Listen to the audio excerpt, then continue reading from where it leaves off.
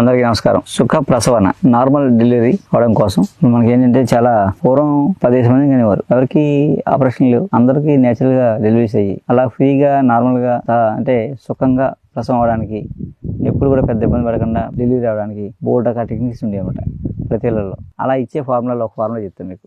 వస అని అంటారు.